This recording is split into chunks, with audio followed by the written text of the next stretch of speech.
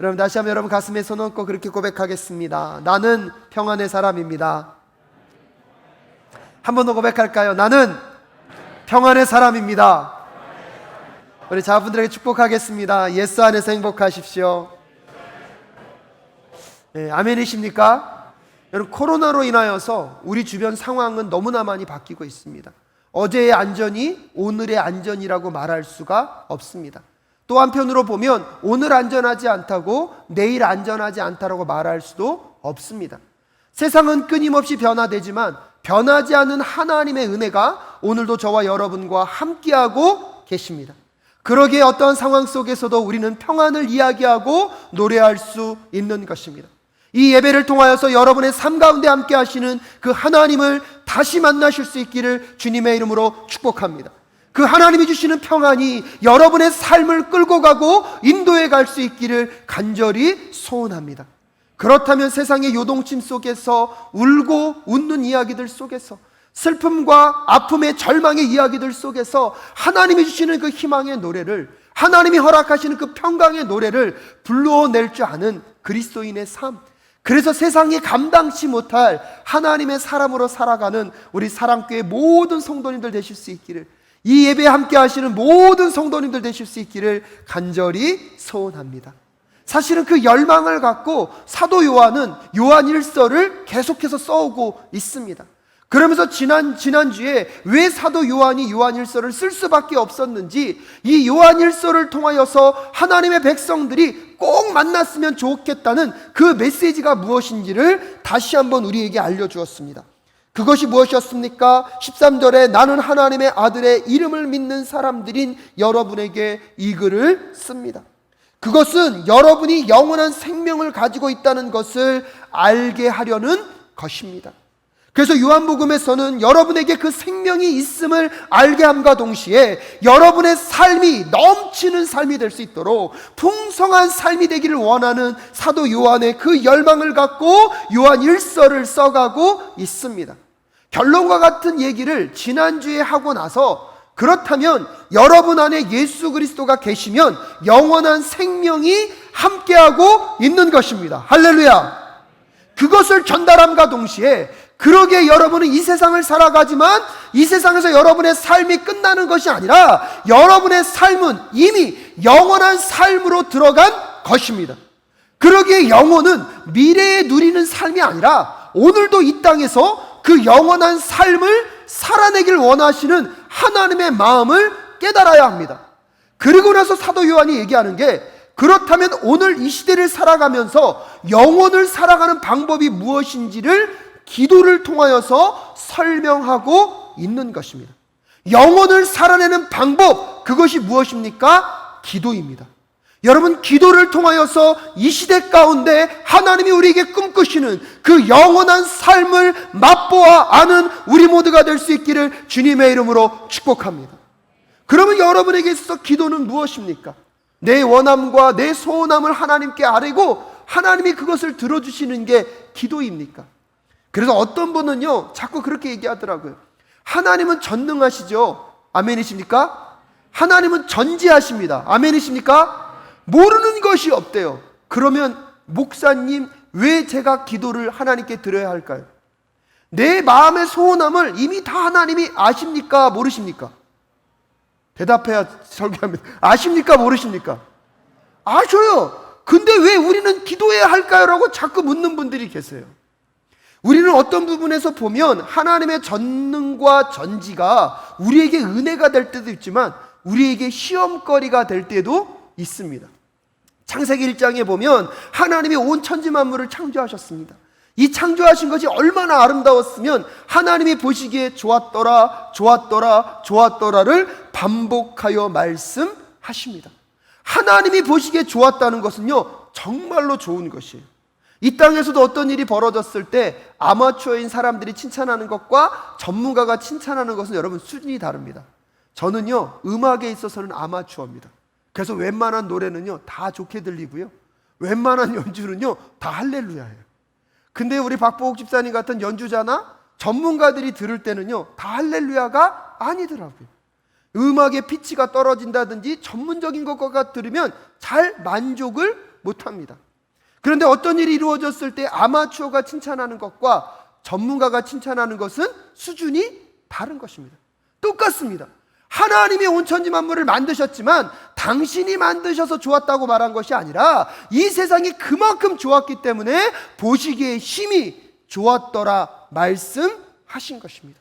하지만 안타까운 것은 무엇입니까? 창세기 3장에 보면 아담과 하와가 하나님께서 명령하신 그 선악과를 먹음으로 인하여서 이 땅 가운데 뭐가 들어왔습니까? 죄가 들어왔습니다. 그래서 이 하나님이 보시기에 좋았다라고 하는 이 세상의 아름다움이 깨어져 버렸습니다. 그래서 사실은요, 지금 여러분이 보고 있는 이 세상은요, 하나님이 지으신 그 세상이 아니라 깨어진 세상입니다. 그럼에도 불구하고 여러분 이 세상을 바라볼 때 좋습니까? 안 좋으십니까? 우리 권사님들 얼마나 부지런한지요. 안 다니시는 산이 없어요. 꽃이 다 피고 푸르르면 꼭 사진 찍어서 보여주세요. 목사님 얼마나 좋습니까? 근데 여러분 아십니까? 아직 우리는 이곳의 최고의 때를 경험해보지 못한 것입니다. 아담과 하와가 범죄함으로 인하여서 깨어진 세상, 여러분 그러므로 이 땅 가운데 죄가 들어왔고 고통과 신음의 역사가 시작되었습니다. 그런데 가끔씩 우리는 이 역사를 두고 그렇게 묻지 않습니까? 하나님은 전능하시고 전지하시다면서 왜 인간이 선악과를 따먹는 것을 막지를 않으셨는가? 어떨 때는 어떻게 질문합니까? 선악과를 아예 없애버리셨으면 그런 유혹거리조차가 없을 텐데 왜 선악과를 두셔서 인간이 범죄하게 하셨는가? 여러분은 그런 질문이 없으신가 봅니다. 그런데요, 이번 주에요, 저희 아들이 저에게 이 질문을 하더라고요. 가끔씩 우리 아들과 같이 있다가 긴장을 놓고 있다가 한 번씩 이런 질문을 던지면 저도 모르게 긴장하게 됩니다. 본인도요, 신중하게 물은 게 아니에요. 침대에 삐딱하게 누워가지고 아빠, 이 세상에 죄가 들어와서 세상이 힘들어졌다면서, 그러면 하나님이 그 죄가 들어오지 못하도록 그 선악과를 만드시지 않거나 아담과 하와에게 그 선악과를 따먹지 않도록 하셨으면 오늘날 우리에게 이렇게 힘들지 않을 거 아니냐고 저에게 한탄하듯이 하소연하듯이 질문을 하더라고요. 여러분 뭐라고 대답하시겠습니까? 제가 우리 아들에게 그렇게 물었습니다. 은기야, 너 게임 좋아하지? 그래도 게임 좋아한대요. 아빠는 은기가 이 게임을 정말 잘 누렸으면 좋겠어. 근데 아빠가 하지 말라는 시간, 아빠와 약속한 시간 안에는 그 게임을 뭐 해야 되죠? 스탑할 수 있었으면 좋겠어. 지금까지 은기가 아빠랑 약속을 잘 지켜줘서 고마워. 그런데 은기야, 너 가끔씩 대부분은 잘 지키는데 아빠랑 약속 다 지키니 못 지킬 때도 있니? 그랬더니 애매한 거는 대답을 안 해요. 침묵은 무언의 긍정이에요. 그 다음 말을 이어갔어요. 만약에 네가 이 게임을 내가 허락해 줬는데 네가 약속을 지키지 않는다는 것을 아빠가 알고 있기 때문에 오히려 너에게 아예 게임하는 것 자체를 못하도록 막는다면 너는 어떻겠니? 라고 했더니 그때부터는 눈동자가 심하게 떨립니다. 게임을 못하게 할 수도 있다는 이 말 때문에 그 다음 말이 들리지 않는 것 같아요. 그래서 은기에게 다시 얘기했습니다. 은기야, 아빠는 은기에게 선택을 주고 싶어. 은기가 이 게임을 마음 놓고 잘 누리고 단지 아빠랑 약속한 시점에서는 네가 멈출 수만 있으면 이 게임에 대한 너의 자유함을 너에게 부여하고 싶단다 라고 이야기하면서 자유의지에 대한 이야기를 한 것입니다. 사랑하는 여러분, 하나님은 이 세상의 모든 것들을 창조하셨고 그 창조물 중에 가장 귀하고 가치 있는 인물로 여러분을 만드셨습니다. 아멘이십니까? 여러분을 만드실 때에 하나님의 목적과 계획이 무엇이냐면 나의 로봇, 내 조종대로 완벽하게 움직이는 로봇과 같은 존재가 아니라 내가 나의 능력을 제한하더라도 자유의지를 인간에게 부여함으로 인하여서 그 인간이 자유의지를 갖고 하나님께 나와 교제하고 하나님을 알아가고 하나님을 예배하고 하나님을 누리기를 원하셨던 것이 하나님의 계획과 뜻 가운데 계십니다. 자유의지와 하나님의 전능은요, 지금도 신학적으로 설명하는 것이 쉽지 않습니다. 자유의지가 100%면 하나님의 전능은요, 있을 수가 없습니다. 하나님의 전능하심이 100%면 인간의 자유의지는 존재할 수가 없습니다. 그런데요, 이것이 신비입니다. 하나님은 이 어렵고 복잡한 관계를 갖고 인간과 하나님의 관계를 만들어가길 원하셨고요, 이 관계 속에서 하나님과 인간이 온전히 연합되어서 하나님의 그 영원한 나라를 누리기를 원하셨습니다. 근데 문제는 무엇이었습니까? 인간이 그 자유의지를 갖고 하나님의 말씀을 따르기보다는 사단의 말씀을 따르기를 결정했고, 죄를 지음으로 인하여서 하나님과 인간의 관계가 깨어져 버렸습니다. 그것으로 인하여서 인간은 영혼에 대한 것을 잃어버렸습니다. 하지만 여러분도 잘 아시다시피 하나님께서 예수 그리스도를 이 땅 가운데 보내셔서 우리의 죄의 문제를 해결하시고 하나님과 우리를 화목케 하심으로 우리에게 영원한 생명을 허락하셨습니다. 그래서 그 영혼을 살아가는 그 삶을 우리에게 허락하셨고요, 여러분, 그래서 오늘 본문 말씀에서 왜 사도 요한이 영혼에 대한 것을 살아가면서 기도를 얘기하고 있을까를 이제 설명하려고 하는 것입니다. 그렇다면 하나님은 전지하시고 전능하신데 왜 우리에게 기도를 요구하시는가? 앞에서 말씀드렸다시피 여러분, 오늘 설교 좀 어렵죠. 자유의지와 이 전능은요, 같이 갈 수가 없어요. 자유의지와 전능을 같이 두는 데서는 항상 모순이 생깁니다. 그래서 여러분이 선악과를 두고 지금까지도 답을 찾지 못하는 그 질문을 던지고 있는 거예요. 왜 하나님 저걸 만드셔서 저것만 없었다면 우리에게 죄가 없었을 텐데. 근데 선악과가 없다는 뜻은 우리에게 무엇도 없다는 뜻입니까? 자유의지도 없다는 거예요. 그럼 우리가 어떤 존재라는 거예요? 그냥 로봇이라는 거예요. 인격체가 아니라 그냥 로봇이라는 거예요.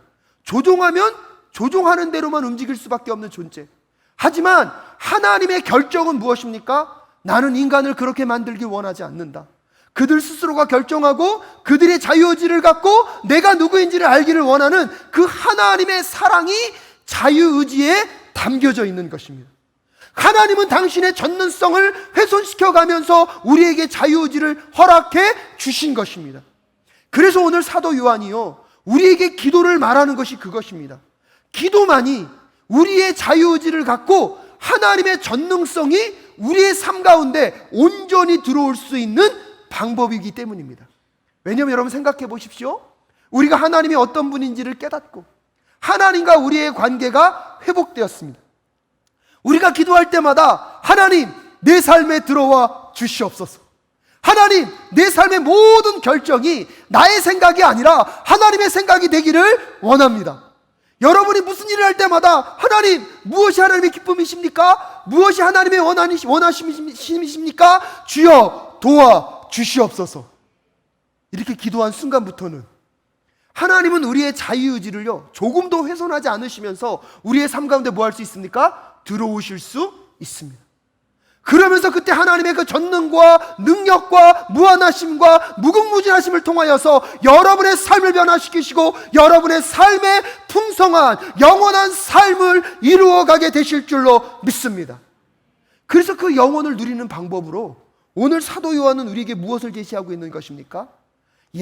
기도를 제시하고 있는 것입니다. 그러면서 그 기도를 어떻게 드리라는 것입니까? 오늘 14절 말씀 함께 읽겠습니다. 시작. 우리가 하나님에 대하여 가지는 담대함은 이것이니 곧 무엇이든지 우리가 하나님의 뜻을 따라서 구하면 하나님은 우리의 청을 들어주신다는 것입니다. 자, 15절까지 읽겠습니다. 시작. 우리가 무엇을 구하든지 하나님이 우리의 청을 들어주신다는 것을 알면 우리가 하나님께 구한 것들은 우리가 받는다는 것도 압니다 라고 얘기하고 있습니다. 여러분, 14절과 15절 중에서 선택하라면 몇 절을 선택하시겠습니까? 잘 생각하고 대답하십시오. 14절하고 15절을 선택하라 그러면 여러분 몇 절을 선택하고 싶으십니까? 대부분의 분들은 어쩌면요 15절을 선택할 거예요. 왜? 우리가 무엇을 뭐하든지 구하든지 하나님이 우리의 청을 무엇한다고요? 여러분, 이런 것과 같은 복권이 어디 있습니까? 뭐든지 말하면 순간 뭐 하신대요? 들어주신대요. 우리는 우리의 기도 가운데 이런 일이 일어나기를 원합니다. 하지만 이런 일이 일어나기 위해서 먼저 전제되어야 될 것이 있는데 그게 무엇입니까? 14절입니다. 그래서 14절에서 사도 요한이 뭐라고 얘기하고 있습니까? 곧 무엇이든지 우리가 하나님의 뜻을 따라 구하라는 것입니다. 하나님의 뜻을 따라 구한다는 것은 무엇을 의미합니까? 요한복음 15장 7절에서 요한 사도가 이렇게 얘기합니다. 너희가 내 안에 머물러 있고 내 말이 너희 안에 머물러 있으면 너희가 무엇을 구하든지 다 그대로 이루어질 것이다. 근데 여태까지요, 많은 부분에서 기도를 얘기할 때 뒷부분만 얘기했어요. 여러분, 무엇이든지 구하십시오. 그럼 하나님 무엇입니까? 이루어 주십니다. 여러분, 근데 이것은요, 우리에게 복일 수도 있는데요, 복이 아닐 수도 있어요. 만약에 여러분이 원하는 대로만 모든 것들이 이루어진다면 과연 그것이 선한 것일까요? 여러분이 원하는 대로 그 모든 것들이 이루어진다면 과연 그것이 여러분의 선이라는 것을, 여러분의 삶의 모든 것에 정말로 좋은 것이라는 것을 여러분 확신할 수 있습니까? 저는요, 제가 여러분에게 말씀드렸던 바와 같이 미국에서 열심히 사역했습니다. 청년들과 뜨겁게 사역했고요, 여러분, 제 비자가 만료가 되는 시점까지 하나님께 기도했습니다. 하나님, 제발 부탁입니다. 이 청년들과 이 집회만이라도 끝낼 수 있도록 주님 도와 주시옵소서. 너무나 중요한 집회였고요, 청년들과 밤새워 준비했습니다. 5일 동안 진행되는 집회가요, 너무나 좋았어요. 첫날 집회부터요, 진짜 지역 안의 은혜가 너무나 흘러넘쳤어요. 근데 저는요, 셋째 날 되는 날 비자가 끝났거든요. 셋째 날 어쩔 수 없이 저는 한국에 들어와야 됐고요, 청년들끼리 나머지 4일과 5일의 집회를 그들이 인도하며 끌고 갔습니다. 여러분, 제가 비행기 오면서 하나님 얼마나 원망했는지 아십니까? 하나님, 내가 뭘 그렇게 잘못했습니까? 이 기회도 하나님 나에게 안 주시면 저 다시 사역하라는 겁니까? 말라는 겁니까? 비행기 안에서 그렇게 눈물로 하나님께 원망했던 적이 없습니다. 한국에 오니까요, 여러분, 비자가요 2주일 만에 나왔어요. 말씀드렸죠? 그 2주일 기간에 비자가 나오고 장모님이 건강검진 한번 받아라. 여러분, 그때 대장암을 발견합니다. 대장암 3기였거든요. 대장암 진단을 받고 나서 제가 아찔한 순간이 뭐냐면, 만약에 하나님께서 미국에서 내 그 간절한 기도를, 그래 이철아, 네가 그렇게 원한다면 나는 너의 기도를 들어주겠다고 응답하셨다면, 여러분, 혹시 저는 이 자리에 없었을 수도 있습니다. 제가 한국에 와서 그때 하나님께 감사했던 것은, 하나님, 내 기도에 응답해 주지 않으심에 주님 감사합니다. 그 순간에 청년들과 같이 있고 싶은 그 감정 때문에 내가 정말로 목숨 걸고 기도했지만, 하나님, 그 기도에 응답하지 않으심에 감사합니다. 왜요? 그게 응답되지 않았기 때문에 저는 살 수 있었고, 지금 더 오랜 기간 동안 청년들과 함께 사역할 수 있었고요, 더 감사한 건 제가 사랑교회에 와서 여러분, 아멘이 안 나오시네요. 사랑교회에 와서 여러분과 함께 신앙생활 할 수 있는 그 은혜는요, 그 미국 땅에서의 저의 기도를 하나님이 들어주지 않으셨기 때문입니다. 여러분, 그러기에 우리가 분명히 깨달아야 될 것이 무엇입니까? 내가 구하고 원하는 대로 다 이루어지는 것이 복이 아님을 깨달을 수 있기를 주님의 이름으로 축복합니다. 여러분, 내가 구하는 대로 다 이루어지는 것이 선한 비결은 딱 한 가지입니다. 14절에서 말하는 것처럼 우리가 하나님의 뜻대로 구하게 될 때에, 여러분, 그 모든 것들은 여러분의 삶의 완벽한 선이고, 여러분의 삶의 완벽한 기쁨이며, 여러분의 삶의 완벽한 행복이 될 줄로 믿습니다. 근데 우리의 마음이요, 너무 급해요. 지금 당장 이것이 너무나 필요하고 원하니까 자꾸 우리는 15절에만 머물고 싶어요.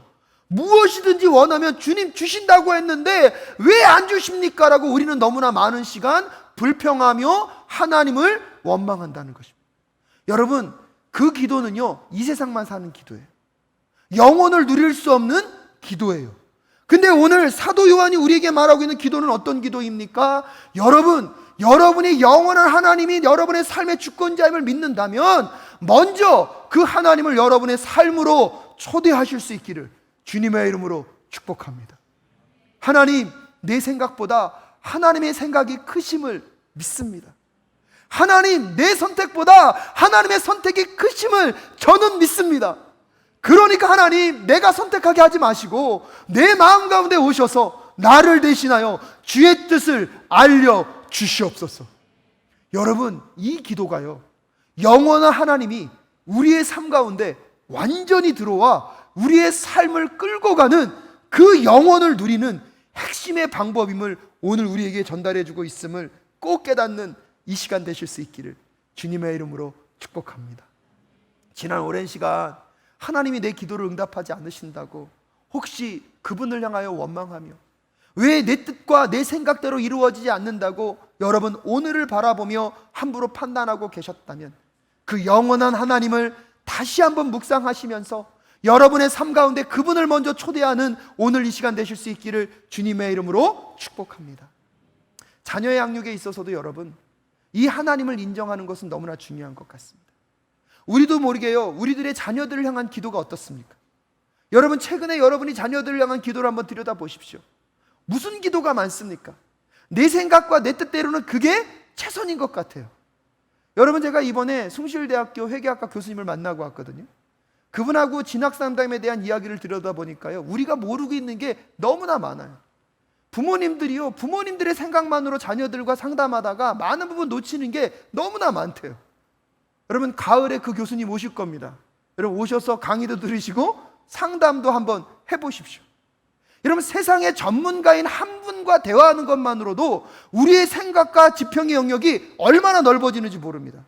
여러분 그런데요, 하나님은 어떤 분이십니까? 이 세상을 창조하셨고 이 세상을 운행하고 계신 분이십니다.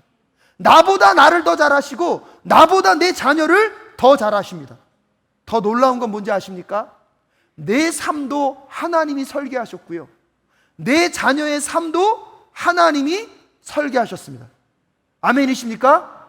그러면 내 생각대로 이 아이가 움직여주는 것이 복일까요? 이 아이가 하나님의 뜻을 찾아가는 것이 복일까요? 여러분 이게 되게 중요하더라고요.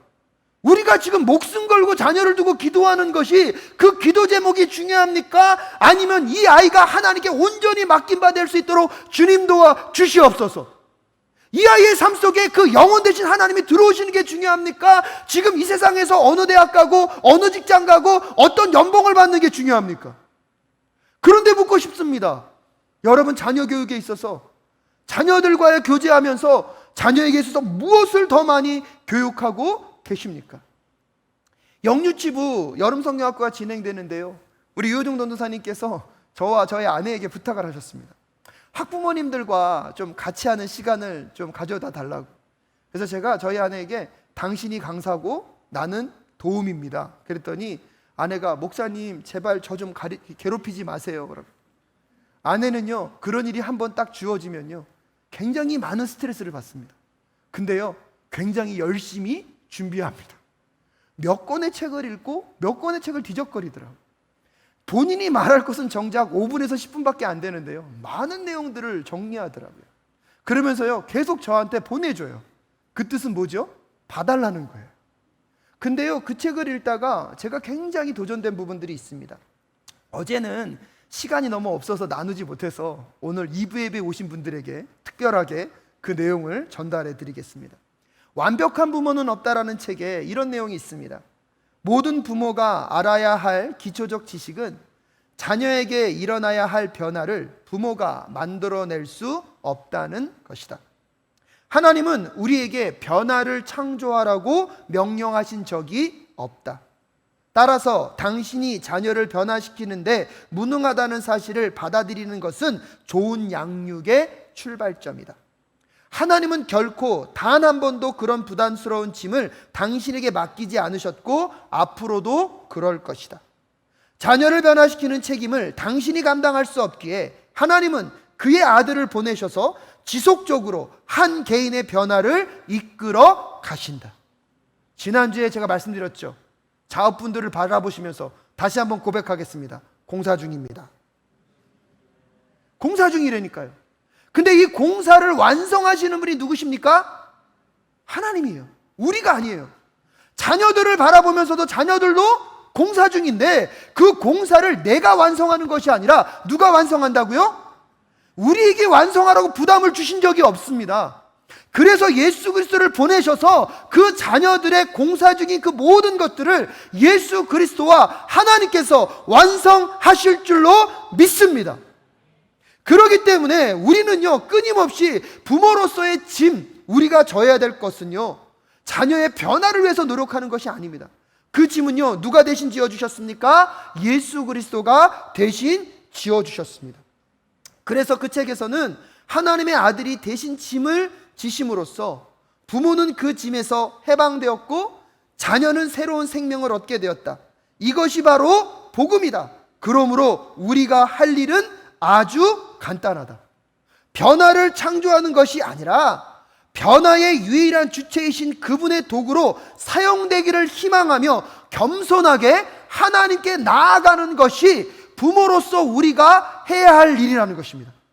그러면 여러분, 겸손하게 하나님께 나아가는 그 길이 무엇입니까? 저는 기도라고 생각합니다. 하나님, 이 자녀 제가 변화시킬 수 없습니다.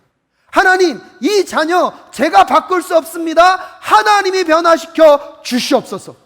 한 단계 더 나아가서 하나님, 우리의 자녀를 만나 주시옵소서. 한 단계 더 나아가서 하나님, 우리의 자녀가 예수 그리스도를 주님으로 영접하게 하시고 그 영원한 하나님을 그의 삶에 초대할 수 있도록 우리의 자녀를 주님 붙잡아 주시옵소서. 그때부터 여러분의 자녀의 삶 가운데 변화는 시작될 것입니다. 그때부터 여러분의 삶의 자녀의 가운데 놀라운 기적의 역사가 나타나게 될 줄로 믿습니다. 근데 여러분, 여기에만 머물면 안 돼요. 제가 그 책에서 도전받은 것은 사실은 오늘 여러분에게 말씀드리고 싶은 핵심은 그것입니다. 그 책에서는 이렇게 얘기합니다. 자녀에게 하나님의 은혜를 베푸기 위해서는, 잘 들으십시오, 자녀에게 하나님의 은혜를 베풀기 위해서는 우리가 먼저 하나님의 돌보심이 필요한 자녀임을 고백해야 한다. 여러분이 하나님의 돌보심이 필요한 자녀임을 깊이 고백하지 않으면 우리 자녀에게도 그 은혜를 흘려보낼 수 없다는 것입니다. 저도 어머니 아버님이 다 돌아가셔서 이제 나는 부모님으로부터의 돌봄은 없고 이제 이 아들을 내가 돌보는 것이 나의 마지막 사명이라고 생각했던 적이 많습니다. 근데 생각해 보니까요, 이 자녀에게 정말로 하나님의 은혜를 흘려보내려면, 이 영원한 삶에 대한 핵심을 전달하려면 제가 먼저 그 영혼을 누려야 하고요, 제가 그 풍성하신 하나님을 누리지 않으면 전달할 수가 없습니다. 그래서 오늘 이 시간 우리 사랑하는 사랑교회 성도님들에게 이 은혜가 임할 수 있기를 간절히 소원합니다. 어느 부모가 자녀에게 화를 내고 싶어하고 어느 부모가 자녀에게 짜증내고 싶어하는 부모가 어디 있겠습니까? 그런데 여러분, 여러분들의 삶을 알고 있거든요. 세상에서 얼마나 힘들고 어렵습니까? 세상에서 얼마나 지치고 힘드십니까? 남편분들이 집에 올 때 여러분, 왜 꽃 한 송이 들고 싶은 마음이 없겠습니까? 왜 활짝 웃으면서 사랑하는 아내 오늘도 수고했네 하고 왜 등을 두드려주고 싶지 않은 남편이 어디에 있겠습니까? 근데 여러분, 그렇게 못하는 거요, 그만큼 세상이 만만치 않거든요. 세상이 그렇게 힘들고 어렵거든요. 남편이 집에 들어올 때 아내가요, 따뜻한 된장찌개 끊어놓고 남편 오늘도 너무 수고하셨어요, 당신이 있어서 우리 가정은 너무나 행복해요, 이런 말 하고 싶지 않은 아내가 어디 있겠습니까? 웃으시네요. 남편이 돌아올 때 집안 깨끗이 치워놓고 당신 때문에 우리 집은 살아야 하고 남편에게 플래카드 걸어놓고 남편을 환영하고 싶지 않은 아내가 어디에 있겠습니까? 근데 그게 왜 안 되는지 아십니까? 여러분, 가사 일이 왜 이렇게 힘든지, 아이들과 씨름하고 아이들 돌보느냐, 요즘은요 이중으로 일하는 부부들도 얼마나 많습니까? 그러다 보니까요 우리들의 마음의 여유도 잃어가고 생각들과 감정들도 다 잃어버렸습니다. 그러다 보니까 조그만 것에도 부딪히고 싸웁니다. 조그만 것에도 험한 말이 나가고 내 마음에 없는 말이 나갑니다. 신기한 것은 내 마음에 없는 말이 나갔는데 그걸 담을 수 없으니까요 그 말을 한 것 때문에 더 심한 말을 합니다. 결국은 그 말을 메이크업 하려고요 말이 점점점 커져서 결국은 대판 싸우고 방으로 들어갈 때 이게 아닌데 왜 그런 삶이 우리들에게 반복되고 있을까를 한번 생각해 보면, 아, 내가 하나님의 자녀로서 하나님의 그 따뜻하고 풍성한 사랑을 누려야 함을 잃어버렸구나. 그러다 보니까 신앙의 종교생활 열심히 해야 될 무언가만 남아있고 의무만 남아있고 내 삶에 하나님의 그 포근하신 품을 누려본 적이 없으니까 우리도 모르게 여유를 잃어버려 주변 사람들에게도, 가장 사랑하고 아끼는 사람에게 상처되는 말로 그의 심령과 마음을 찢었던 것은 아니었을까요? 이번에도 부모님과 만나는데요, 우리 아이들의 잘못이 아니라 제 잘못이 하고 우는 부모님들이 왜 이렇게 많아요? 왜 왜 우리는 항상 그런 정죄감을 갖고 살아야 할까요? 오늘만이라도 여러분 하나님 앞에 자녀로 서실 수 있기를 주님의 이름으로 축복합니다. 기도가 회복될 때 하나님 나의 아빠시죠. 아빠, 나 정말 힘든데 오늘 나 하나님이 나를 얼마나 사랑하시는지 한번 만나볼 수 있도록 아버지 도와주시옵소서. 내 생각대로 세니까 너무나 피곤해요. 내가 살아내려고 하니까 너무나 피곤해요. 아버지, 아빠가 됐으니까 나 아빠 믿고 한 번은 그냥 아무 생각 없이 아빠의 뜻대로 한번 살아봐도 돼요? 그때 하나님께서 여러분에게 따뜻하게 말씀하시는, 그래 아들아, 내가 너와 함께 할게. 사랑하는 딸아, 내가 너의 모든 것들을 지켜줄게. 여러분, 그 하나님을 꼭 만나실 수 있기를 주님의 이름으로 축복합니다. 내 뜻대로 내 마음대로 들어주지 않는다고 서운해하지 마시고, 내 생각보다 크신, 나의 생각보다 더 위대하신 그 하나님께 안기십시오. 어리광도 부리시고 내가 그분의 자녀임을 잊지 마시고, 이번 한 주는 여러분이 그 자녀됨을 충분히 누려야 내 자녀에게도, 내 아내와 내 남편에게도, 내 할아버지 할머니, 내 아버지 아빠에게도 여러분 귀한 거 나눌 수 있다고 생각하시고, 오늘 그 기도가, 그 하나님과의 아름다운 교제의 기도가 회복되어지는 우리 모든 성도님들 되실 수 있기를 주님의 이름으로 축복합니다.